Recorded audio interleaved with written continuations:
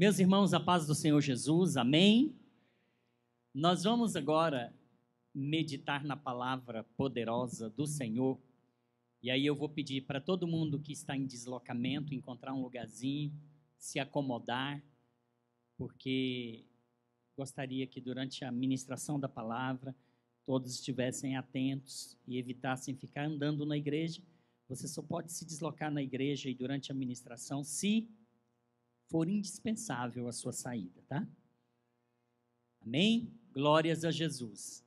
Estamos felizes por mais uma vez nos encontrarmos na presença do Senhor. Eu queria que você abrisse a sua Bíblia no livro de Mateus, capítulo de número 22. Mateus, capítulo de número 22.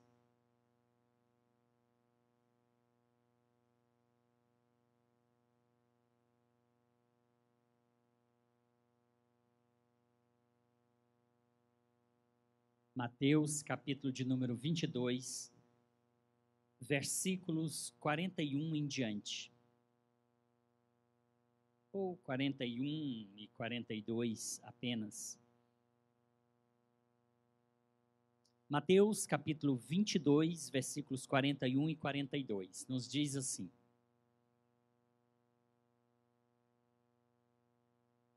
Reunidos os fariseus, interrogou-os Jesus, dizendo: Que pensais vós do Cristo? De quem é filho? Responderam-lhe eles: de Davi. Disse-lhes, 43, disse-lhes ele: Como é então que Davi em espírito lhe chama Senhor, dizendo: Disse o Senhor ao meu Senhor: Assenta-te à minha direita, até que eu ponha os teus inimigos por escabelo dos teus pés. Se Davi, pois, lhe chama Senhor, como é seu filho? E ninguém podia responder-lhe uma palavra, nem desde aquele dia ousou mais alguém interrogá-lo. Amém. Pode fechar sua Bíblia. Senhor Jesus, nós nos reunimos na tua presença nesta hora, meu Pai. Queremos neste momento que o Senhor nos abençoe, que o nosso coração possa estar aberto a ouvir e a aprender acerca da tua palavra. Que o Senhor possa nos usar, Senhor Jesus, como um canal de bênção entre o céu e esta igreja nesta manhã. Nós dependemos inteiramente do Senhor nesta manhã, meu Pai.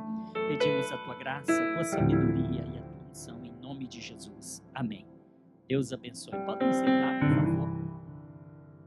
Meus queridos irmãos, eu quero primeiramente agradecer a todos aqueles que se lembraram e intercederam a nosso favor, porque amanhã completa 15 dias que eu fui acometido de uma dengue e fiquei 15 dias praticamente, 12 dias, até ontem eu estava completamente parado em casa, só repousando. Graças a Deus, Deus ouviu as nossas orações e nós estamos de volta. Eu não tinha enfrentado a dengue ainda e graças a Deus que passou rápido. Mas eu não imaginava que era tão difícil desse jeito, irmãos. Dores no corpo, para todo lado, nas articulações, na parte frontal, na parte de trás da cabeça. Febre o tempo todo, falta de apetite. Consegui perder 5 quilos. Não parece, mas perdi 5 quilos nesses 15 dias, porque não conseguia me alimentar. Mas graças a Deus que nos deu a vitória por Cristo Jesus, o nosso Senhor. Amém? Louvado seja Deus. Irmãos, nesta manhã, eu quero meditar juntamente com os irmãos numa palavra. Eu creio que Deus vai falar conosco nesta manhã, por meio da sua santa palavra. E ao final eu quero apresentar uma família que está vindo congregar conosco. Estou aqui com a carta de transferência deles. E eu quero falar com os irmãos acerca desse texto que li. À luz desse texto que nós lemos, eu queria fazer algumas reflexões com os irmãos. A Bíblia diz aqui em Mateus capítulo 22 que os fariseus estavam reunidos, e estando reunidos, Jesus lhes faz Jesus lhes faz uma interrogação. Jesus lhes faz uma pergunta. Jesus pergunta para os fariseus: que pensais vós do Cristo? De quem é filho? Eles responderam que Jesus era filho de Davi. Jesus faz uma contra-argumentação. E o capítulo 22 encerra dizendo que ninguém mais podia responder-lhe qualquer palavra a partir daquele dia também. Ninguém ousou mais interrogar Jesus. Por que ninguém ousou mais interrogar Jesus? Queridos, Jesus era de todos conhecido. E os fariseus sabiam muito bem quem era Jesus. Eu gostaria que o pessoal do mídia me auxiliasse, projetando aí Lucas capítulo 6, versículo 7, para a gente ver esse versículo. Nós vamos perceber, irmãos, que os fariseus, os saduceus, os herodianos, na verdade, os grupos religiosos judaicos, os líderes religiosos judaicos, na época de Jesus, eles, inconformados com o agir de Deus na vida de Jesus, esses líderes religiosos judaicos, eles sempre se opuseram a Jesus. Eles sempre se opuseram a Jesus. Por inveja, por tentar parar o ministério de Jesus, por N razões. Nós vemos aí em Lucas capítulo 6, versículo 7, os escribas e fariseus observavam-no, procurando ver se ele faria uma cura no sábado, a fim de acharem do que o acusar. Observe que esses líderes religiosos, é só o 7, por favor. Esses líderes religiosos, eles, o tempo todo o tempo, eles estavam observando Jesus, eles estavam de olho em Jesus, eles estavam tentando pegar Jesus no contrapé, eles estavam tentando ver se Jesus falhava em alguma coisa, para que eles tivessem de que o acusar, para que eles pudessem para que eles pudessem levá-lo até as autoridades. Nesse versículo 7 de Lucas 6, nós vimos isso. Eu peço para abrir também Lucas capítulo 20, versículos 21 e 22, por favor. Nós vamos ver que essas lideranças, elas estavam sempre à procura de uma falha de Jesus para tentar derrubá-lo. Veja o que diz Lucas 20, 21. Então o consultaram dizendo: Mestre, sabemos que falas e ensinas retamente e não te deixas levar de respeitos humanos, porém ensinas o caminho do Deus segundo a verdade. Versículo 22. É lícito pagar tributo a César ou não? Versículo seguinte. Mas Jesus, percebendo-lhes o ardil, olha só, eles estavam fazendo perguntas capciosas para Jesus. Eles estavam com ardileza de pensamento. Eles estavam com uma segunda intenção. Quando eles perguntavam para Jesus, fizeram aquela pergunta para Jesus, na verdade, eles queriam pegar Jesus no contrapé. Nós vamos perceber em diversas passagens da Bíblia que esses grupos religiosos da época de Jesus, eles faziam perguntas às vezes difíceis a Jesus, com a simples e a impura intenção de pegar Jesus no contrapé. Por exemplo, eles fizeram essa pergunta: é lícito pagar tributo a César ou não?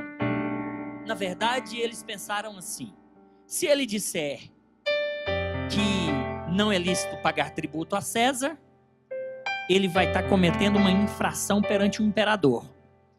E ele pode ser punido por isso. Se ele disser que é lícito, os judeus que estavam sob o jugo de Roma ia se revoltar com ele. Mas como ele, sendo judeu, vai concordar que a gente tem que pagar tributo para César? Então, tipo assim, se ele dissesse que era lícito, ele estava em situação difícil. Se ele dissesse que não era lícito, ele estava em situação difícil.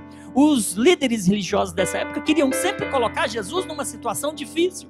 Mas Jesus, pela sua soberana sabedoria, Jesus, pela sua infinita sabedoria, ele sempre tinha uma resposta certa, de tal forma que ele nem agradava e nem desagradava, ele sempre dava a resposta correta, e os líderes religiosos que tentavam arduamente pegá-lo no contrapé, eles se decepcionavam, porque eles não conseguiam fazer com que Jesus se contradissesse, né? Outra pergunta difícil que eles fizeram, quando lá em Marcos capítulo 10, quando falava acerca do divorciar-se, né, do divórcio, eles chegam para Jesus e perguntam: é permitido ao homem divorciar-se de sua mulher? Porque existiam duas linhas de pensamento naquela época. Uma de que tinha que seguir a lei de Moisés, conforme estava escrito. Mas tinha uma outra lei, na verdade, a lei de Moisés dizia que por conta da dureza, na verdade Jesus disse que por conta da dureza do coração, Moisés permitiu dar carta de divórcio. Mas naquela época de Jesus tinha uma linha de pensamento, uma linha filosófica que dizia que não podia de forma alguma o homem dar a carta de divórcio. Então eles fizeram uma pergunta para Jesus e pensaram: se Jesus disser que pode dar carta, está contrariando esse grupo filosófico atual. Se Jesus disser que não pode dar carta, ele vai estar contradizendo o que Moisés disse, porque Moisés permitiu dar carta de divórcio. Então esse povo estava sempre assim, irmãos, tentando pegar Jesus no contrapé, mas não conseguia, né? Lá em Lucas 10 vai falar de um homem que chega para Jesus, um mestre da lei, e vai fazer a pergunta para Jesus: que farei para herdar a vida eterna? Naquilo também tinha uma artileza, uma sutileza, uma tentativa de fazer com que Jesus tropeçasse em suas palavras. E Jesus, sabiamente, ele diz para aquele doutor da lei que ele era um escriba da lei, ele era conhecedor da lei, e ele deveria saber o que fazer para ter a vida eterna. Mas aí Jesus responde para eles: amarás o Senhor teu Deus de todo o teu coração, de toda a tua alma, de todas as tuas forças, de todo o teu entendimento, e amarás o teu próximo como a ti mesmo. O doutor da lei, ele se coloca exatamente onde Jesus queria e ouve do mestre: respondeste corretamente, faze isso e viverás.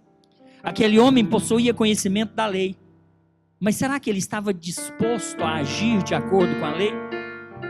Naquela época tinha uma linha de pensamento que o próximo era apenas os membros da família, pai, mãe e irmãos.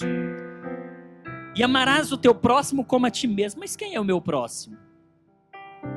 Se Jesus dissesse que o próximo era o teu pai, tua mãe, teus irmãos, estava se contradizendo, porque Jesus veio para salvar a todos.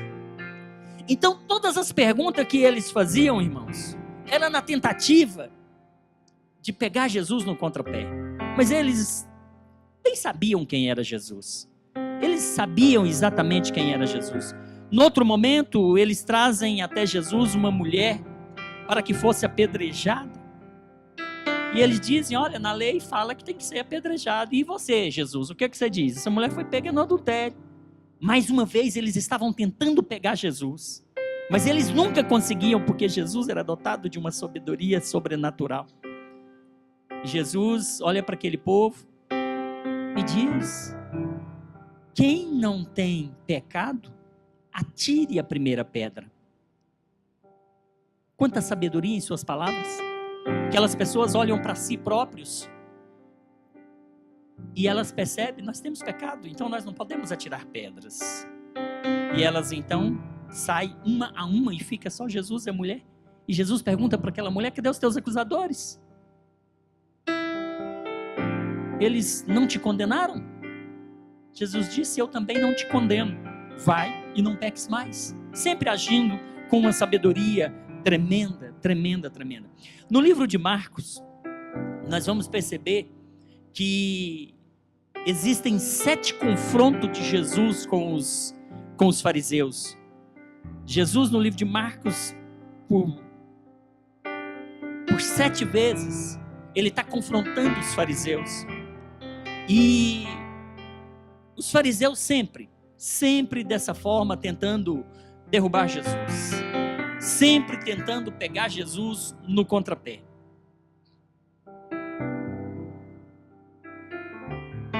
Mas aqui, em Mateus capítulo 22, aqui a situação se inverte.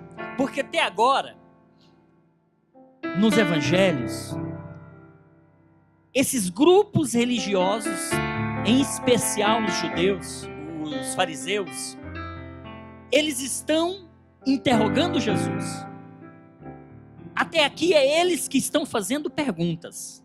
Até aqui é eles que estão colocando Jesus à prova. Mas no texto que nós lemos, Mateus 22, 42, Jesus encontra os fariseus reunidos. E agora se inverte. Agora é Jesus que faz uma pergunta para eles. Agora é Jesus que faz uma pergunta para eles. E Jesus vai dizer: estando os fariseus reunidos, Jesus os interroga, dizendo: quem pensais vós? Ou o que pensais vós do Cristo? Eles sabiam muito bem quem era Jesus Cristo. Jesus Cristo foi sempre e será sempre o centro da história. Jesus, ele é o Pai da eternidade. Ele é o Criador, o sustentador. Jesus é o Redentor, ele é o Verbo que se fez carne. O Deus que se fez homem, o Santo que se fez pecado, o bendito que se fez maldição. Jesus, ele é o rico que se fez pobre. Ele é aquele que preenche todas as coisas, e os fariseus bem sabiam disso. Os fariseus bem sabiam disso. Jesus, ele é o alfa, ele é o ômega. Jesus é Senhor, Jesus é Rei dos reis. Jesus é aquele que venceu a morte, triunfou sobre o diabo. Diante dele, diante de Jesus, a Bíblia diz em Filipenses que se dobrará todo o joelho no céu e na terra, e também debaixo da terra.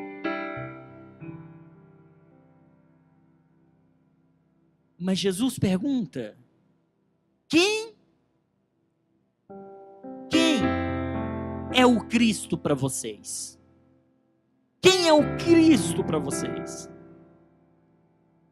E se estendêssemos essa pergunta para hoje: pastora Marli, quem é o Cristo para você? Pastor Josimar, quem é o Cristo? Quem é o Cristo para você, meu irmão? Eu tenho certeza que cada um de nós tem uma opinião formada sobre quem é Jesus. Para cada um de nós, Jesus é alguém diferente.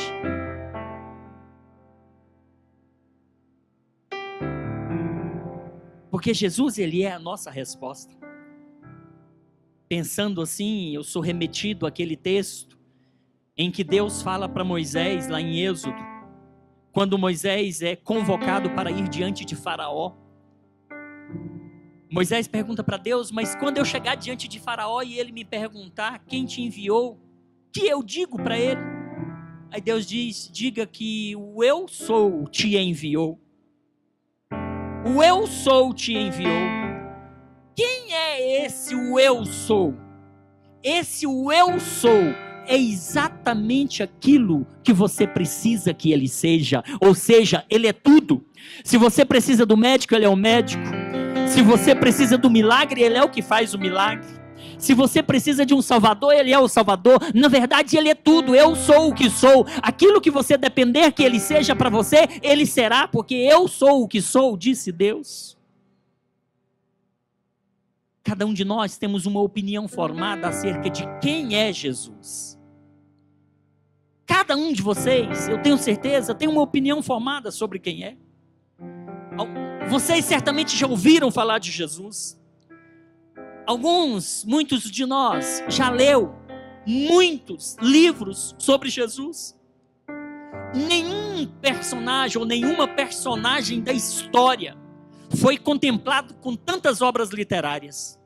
De nenhum outro homem no mundo, durante todos os tempos, se escreveu tanto quanto se escreveu de Jesus. Jamais alguém influenciou tanto a humanidade como Jesus Cristo.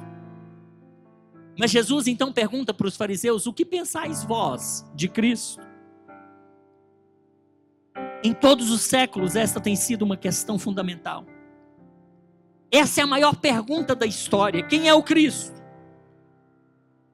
Não é quem é a igreja, ou quem é o evangelho, ou quem é a IDEPS. Não é quem é o catolicismo, o kardecismo, não. Quem é o Cristo? O que vocês pensam de Cristo? Antes de falar sobre o pensamento desse Cristo, deixa eu falar sobre o propósito da sua vinda.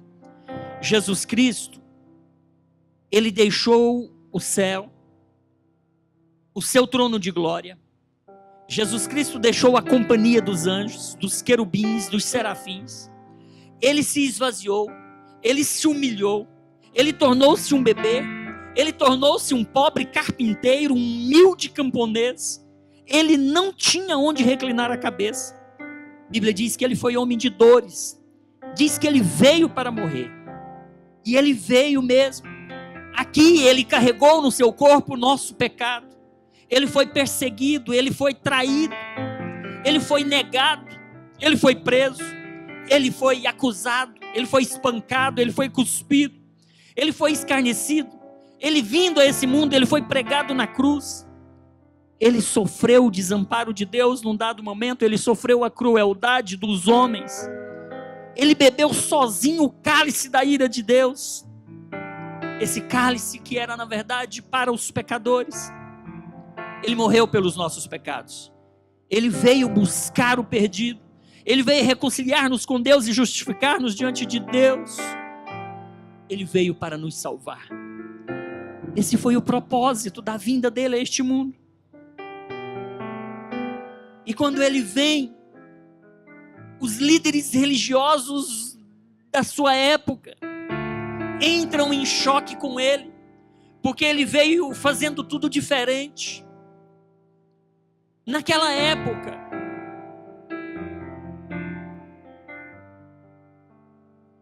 por exemplo, só poderia acontecer a cura na sinagoga. Perdão de pecados, somente o sacrifício de um animal no templo. E tudo era pago. A pessoa tinha que pagar pelos serviços do templo. Não se admitia curar uma pessoa na rua, na calçada. Não se admitia. Alguém estava doente, tinha que ir no templo, tinha que pagar a taxa para os sacerdotes. Tinha as despesas do templo. Aí Jesus chega, ele vai andando na rua, ele encontra um paralítico, e ele diz: levanta e anda, toma o seu leito e vai-te embora. Aí os líderes religiosos começaram a deixar de ter receita no templo, porque agora Jesus estava quebrando um paradigma, Jesus estava fazendo algo que não era permitido. Aí Jesus começa a contrariar aqueles líderes religiosos que ficam indignados. Aí Jesus chega para um homem e diz: os teus pecados são perdoados, vai-te embora. Aí os líderes religiosos, eles entram em choque com Jesus, porque Jesus começa a fazer milagre onde ele estava.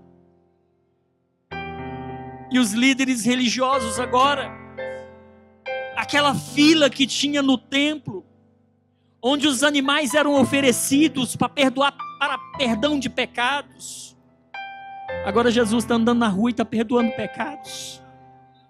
Jesus está andando na rua, está impondo a mão sobre o enfermo e está curando o enfermo. Jesus chega no cego e cura o cego, cura o paralítico, expulsa o demônio.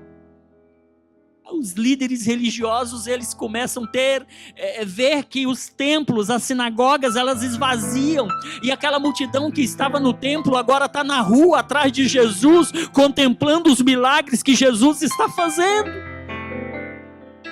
Não poderia ser diferente. Esses líderes religiosos começaram a se encher de inveja, começaram a se encher de raiva, começaram a se encher de indignação, porque Jesus chega e diz: eu sou o Filho de Deus. Mas eles acreditavam que Deus só estava lá no templo. Jesus começa a enfrentar a oposição dos líderes religiosos de sua época, porque Jesus estava simplesmente trabalhando e fazendo a vontade do Pai.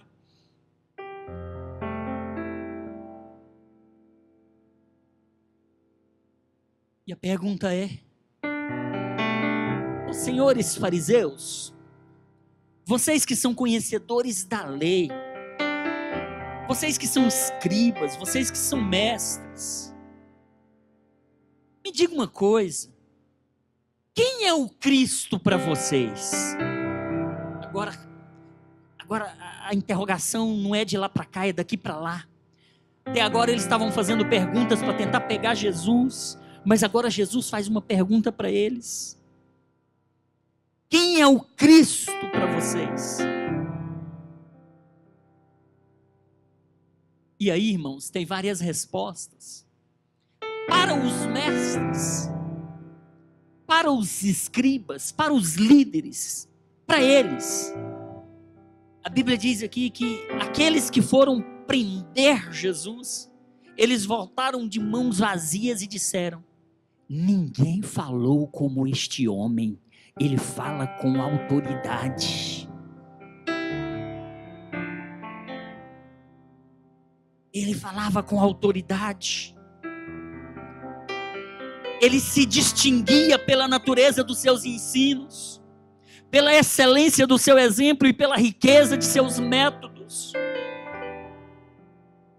Ele era diferente. Ele não escreveu livros, mas transformou vidas. Ele não apenas ensinou a verdade, porque ele era a própria verdade. Ele não apenas foi o mestre, mas foi o conteúdo do seu ensino. Ele não apenas foi o supremo profeta, mas foi o conteúdo das profecias. Para os mestres, esse era Jesus. Agora, o que pensavam dele como médico? O que pensavam de Jesus como médico? Ele andou por toda parte fazendo bem e curando a todos os oprimidos do diabo. Ele fez maravilhas, realizou o impossível, curou cegos, purificou leprosos, levantou os paralíticos, desimpediu ou desenrolou a língua dos mudos, abriu o ouvido dos surdos, ele ressuscitou os mortos, ele devolveu a esperança àqueles cujos sonhos já estavam sepultados. Como médico, o que pensavam dele? O que pensavam dele? Porque que médico mais excelente poderia existir além de Jesus? Porque Deus, Ele é o primeiro cirurgião da história. A primeira operação, uma toracoplastia. Quando Deus retirou uma das costelas de Adão e dela formou a mulher. Ele é também o primeiro anestesista, porque antes de retirar aquela costela, fez um profundo sono cair sobre o homem. Deus é o melhor obstetra, especialista em fertilização que já existiu, pois concedeu filhos a Sara, uma mulher que além de estéril já estava na menopausa havia muito tempo. Jesus, o Filho de Deus, com ele, é um só. É o primeiro pediatra da história, pois disse: deixe vir a minhas criancinhas, porque delas é o reino dos céus. Ele é também o maior reumatologista, pois curou um homem que tinha uma mão ressequida, ou tecnicamente uma osteoartrite das articulações interfalangianas. Como médico, o que tem a dizer desse homem? Jesus é o primeiro oftalmologista, relatou em Jerusalém o primeiro caso de cura de 2 cegos de nascença.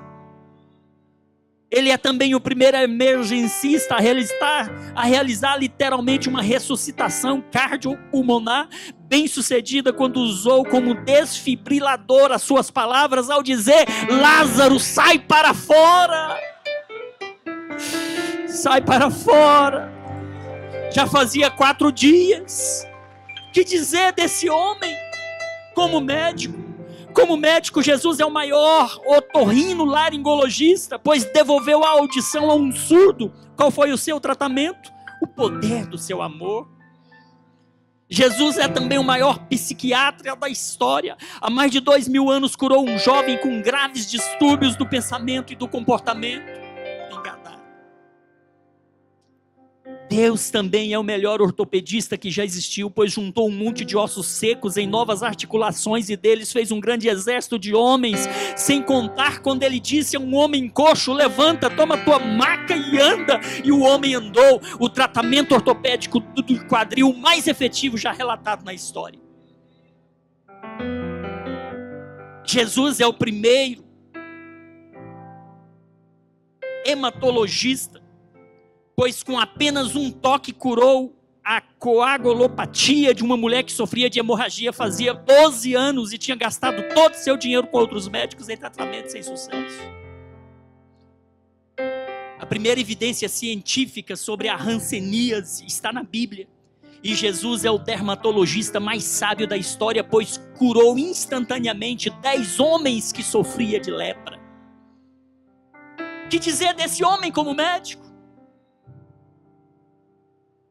Jesus é ainda, que lindo, o maior doador de sangue da história da humanidade.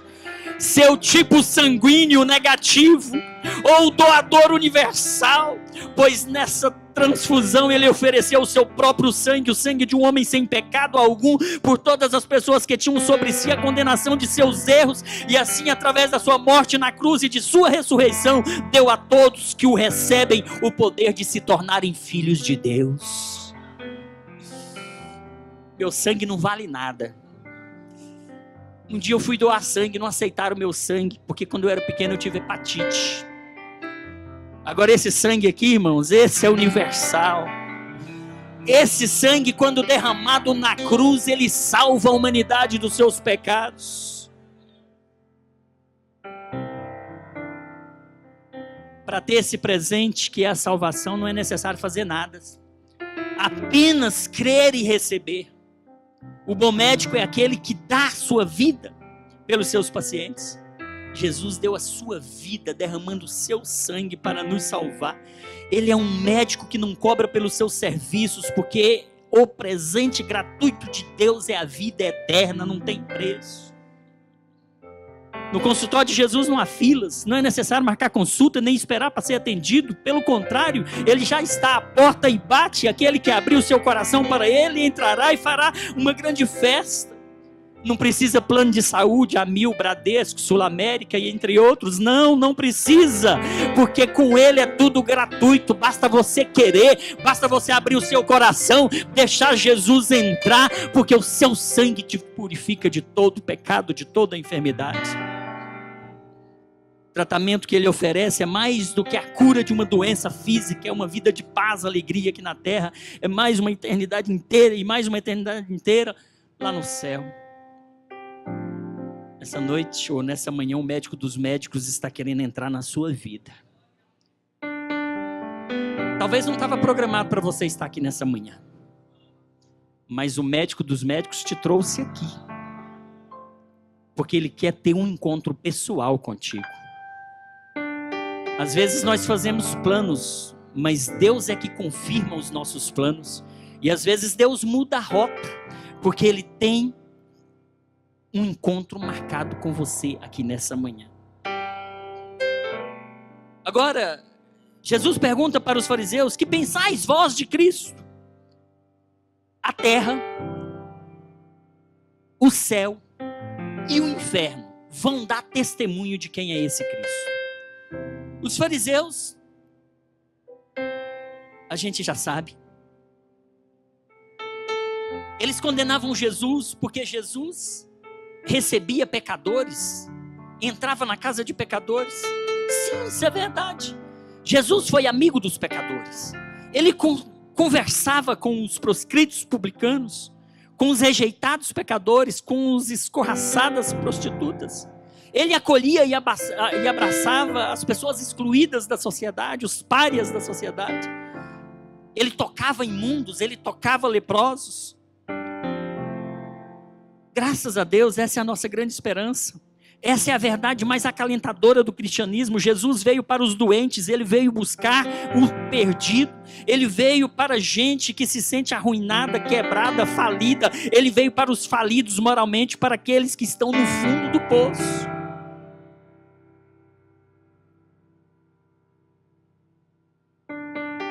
Alguém disse: ele salvou os outros e a si mesmo não pode salvar. Sim, isso também é uma tremenda verdade. Se Jesus descesse da cruz, todos nós desceríamos ao inferno.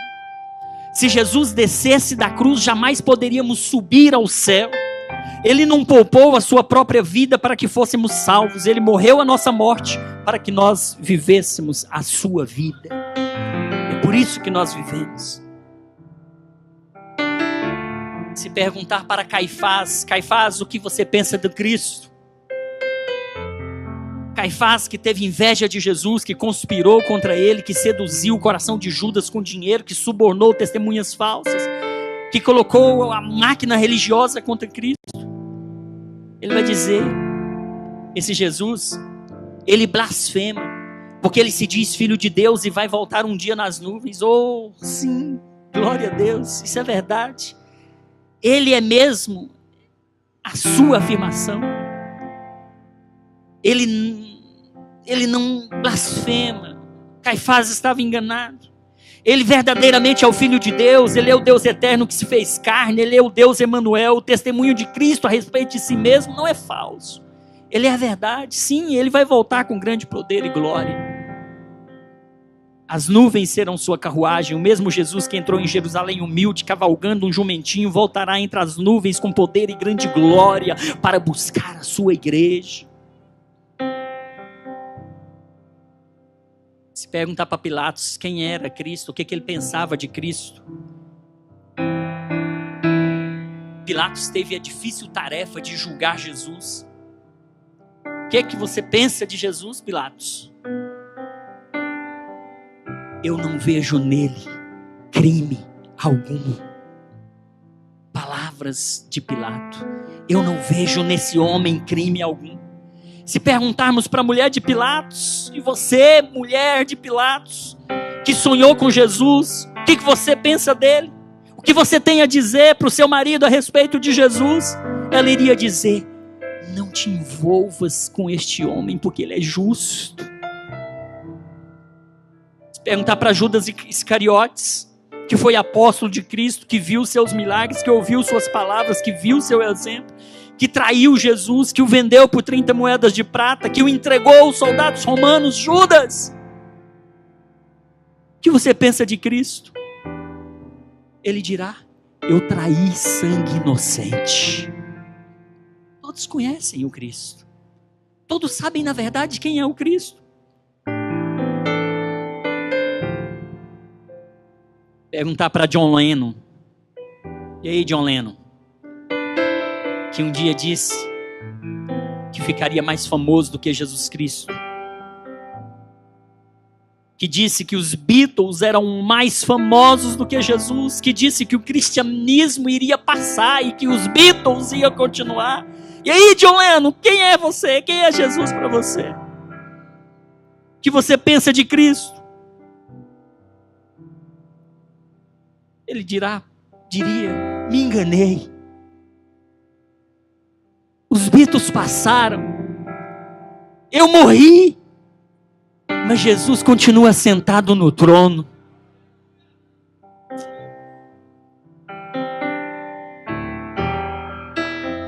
Um dia todos os inimigos de Cristo vão reconhecer que Ele é o Senhor. Um dia Hitler dobrará os seus joelhos diante de Jesus Cristo Nazareno. Da mesma forma, Marx, Lenin, Stalin, Mao Tse Tung e tantos outros, Fidel Castro, Lula, Dilma. Um dia todos dobrarão o seu joelho diante de Jesus Cristo e terá que confessar que Ele é o Senhor no céu e na terra. Toda língua vai confessar que Ele é o Senhor. Isso são inimigos de Cristo. Mas se perguntar para os amigos de Cristo, se perguntar para João Batista, o precursor, João Batista, tu é o precursor de Cristo, o que você pensa dele? João Batista vai dizer: Ele é o Cordeiro de Deus que tira o pecado do mundo. Ele é o Filho de Deus que batiza com o Espírito Santo e com fogo. Se perguntar para Pedro: ei Pedro, você que negou Jesus e por isso muito choraste, o que você pensa de Cristo? Você que esteve com Cristo lá no Monte da Transfiguração. E aí Pedro, você que foi crucificado de cabeça para baixo, por achar indigno ser morto como Jesus, o que você pensa dele? Pedro vai dizer: Ele é o Cristo, Ele é o Filho do Deus vivo, só Ele tem as palavras da vida eterna. Sim, o Jesus que foi crucificado, Deus o ressuscitou e o fez Senhor, o Cristo. Agora, não há salvação em nenhum outro nome dado entre os homens, pelo qual importa que sejamos salvos. Se perguntar para Tomé: e você, Tomé, andou com Cristo, viu seus milagres, ouviu seus ensinamentos, você duvidou a princípio da sua ressurreição, quando Ele se fez presente entre os discípulos, o que você pensa de Cristo? Tomé vai dizer: eu me prostrei e adorei e disse-lhe: Senhor meu e Deus meu. Os amigos de Cristo vão dar testemunho dele. Se perguntar para Paulo: Paulo, você que perseguia a Cristo, perseguia a igreja, que foi convertido no caminho de Damasco, que dedicou a sua vida para percorrer o mundo pregando o evangelho, o que você pensa de Cristo, Paulo? Ele é a minha vida, para mim o viver é Cristo e o morrer é lucro. Já não sou eu quem vive, mas é Cristo que vive em mim. Ele é a minha esperança, Ele é a minha vida, Ele é tudo em todos, dele, por meio dele, para Ele são todas as coisas. Ele é o Senhor. Deus o exaltou sobremaneiramente, né? Deus o exaltou e lhe deu um nome que está acima de todo nome, para que ao nome de Jesus se dobre todo o joelho, tanto os que estão nos céus, na terra e debaixo da terra. Isso é o testemunho que Paulo dará de Jesus. Aqui na terra os homens darão esse testemunho. Agora, qual o testemunho será dado no inferno? O que é que os demônios dirão? E vós, demônios, vocês que tendes visto antes da vossa queda, que fosse expulso do céu, que andais oprimindo os homens, pervertendo os corações, fazendo estragos horríveis na história, o que vocês pensam de Cristo? Apareciam gritando: Jesus, Filho do Deus Altíssimo, viestes atormentar-nos antes do tempo. Para os demônios, Jesus é o Filho de Deus, o Santo Jesus. Ele se manifestou para destruir as obras do diabo, ele triunfou sobre o diabo e suas potestades da cruz. Ele os despojou, os expôs publicamente ao desprezo. Jesus é aquele que esmagou a cabeça da serpente. Jesus é aquele diante de quem todo joelho vai se dobrar, no céu, na terra e também no inferno. O inferno também vai dar testemunho de Jesus. Os perdidos e condenados que rejeitaram a Cristo, que estarão no inferno. E vós, a despeito de ouvirdes a mensagem da salvação, rejeitastes o Cristo. O que vocês pensam do Cristo? O que vocês vão pedir? Senhor, Senhor, abra-nos a porta. Vão clamar: Senhor, refresca a minha língua, porque estou atormentado nessas chamas. Vão reconhecer tarde demais que Jesus é o único Salvador. Vão procurar fugir da presença e da ira do Cordeiro. Vão desejar a morte, mas a morte não porá fim ao sofrimento deles. Serão banidos, sofrimento eterno. Nessa terra darão testemunho de Jesus. No inferno darão testemunho de Jesus. Mas no céu também darão testemunho de Jesus. O testemunho do Pai. Deus Pai, o que pensais de Cristo? Ele é o meu filho amado em quem me comprazo. Ele é o meu filho amado, a ele eu vi. Deus o exaltou soberanamente, lhe deu um nome que está acima de todo nome.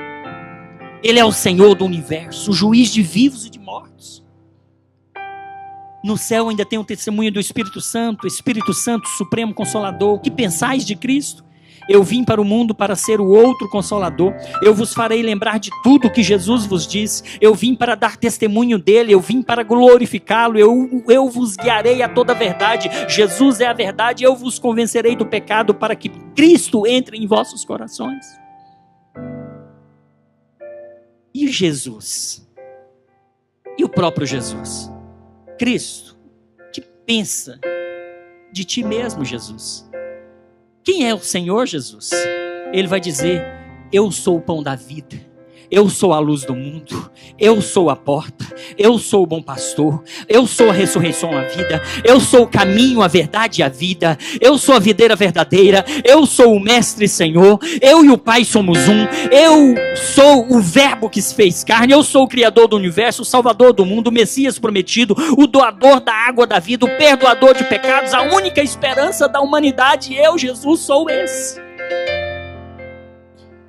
Testemunho dos anjos. O que dizem anjos acerca de Jesus?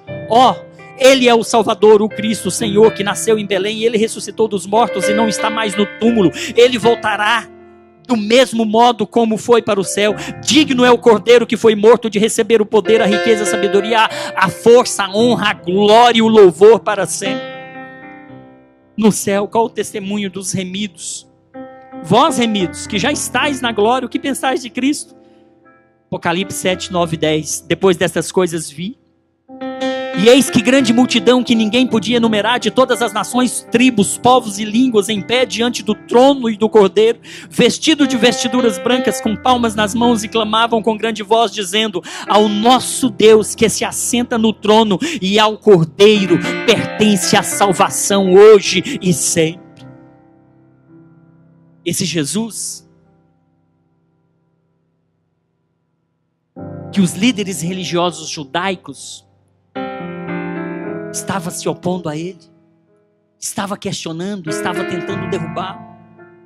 Na verdade, eles sabiam quem era Jesus.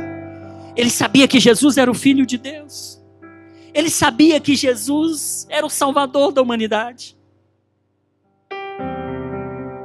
Irmãos, ou esse Jesus é o Filho de Deus, ou ele é o Filho de Deus.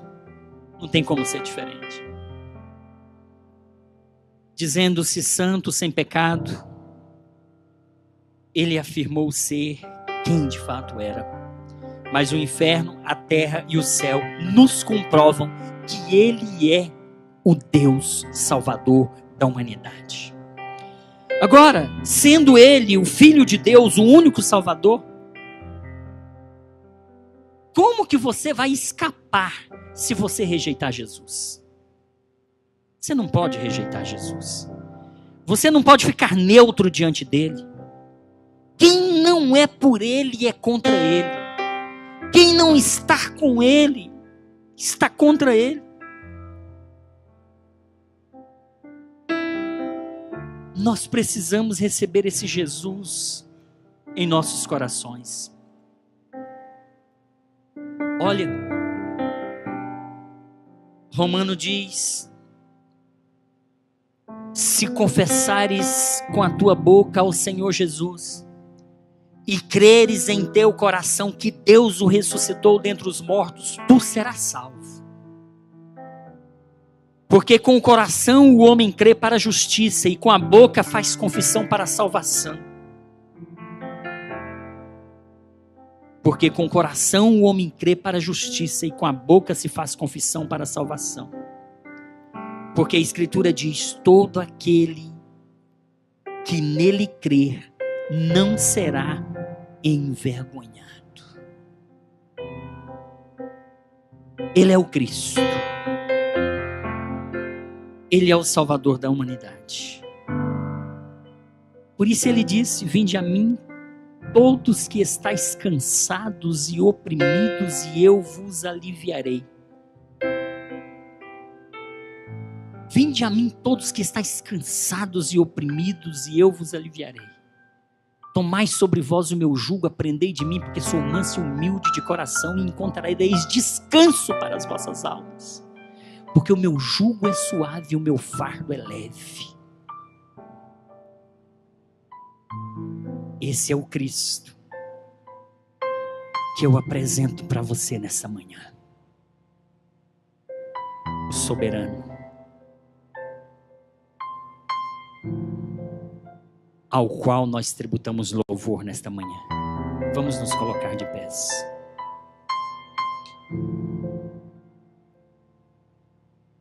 A Bíblia diz que os fariseus não ousaram mais. 22:46. E ninguém podia responder-lhe uma palavra, nem desde aquele dia ousou mais alguém interrogá-lo. Porque a sua sabedoria sobressaía. Nós vamos participar nesta manhã da Santa Ceia. Mas eu quero perguntar, tem alguém aqui que, ouvindo melhor acerca desse Cristo, quer deixar Jesus entrar no seu coração? Quer receber esse médico dos médicos, Senhor dos senhores, Rei dos reis, o Alfa e o Ômega, o princípio e o fim, o primeiro e o derradeiro? Tem alguém que quer receber esse Jesus nesta manhã? Tem alguém que quer deixar Jesus entrar no seu coração para você fazer parte desse exército que serve a esse Cristo? Tem alguém nesta manhã? Talvez você não entende por que você está aqui nessa manhã. Talvez você não sabe o que você veio fazer aqui nesta manhã. Quero te dizer que foi Jesus que te trouxe aqui. E Ele disse: se hoje ouvir a voz do Espírito, não endureçais os vossos corações, como fizeram vossos pais lá no deserto. Mas abra o seu coração, deixa Jesus entrar no seu coração. Sua vida vai ser outra a partir de hoje. Tem alguém que quer receber esse Jesus? Faça um sinal com a mão. Faça um sinal com a mão. Jesus quer entrar no seu coração.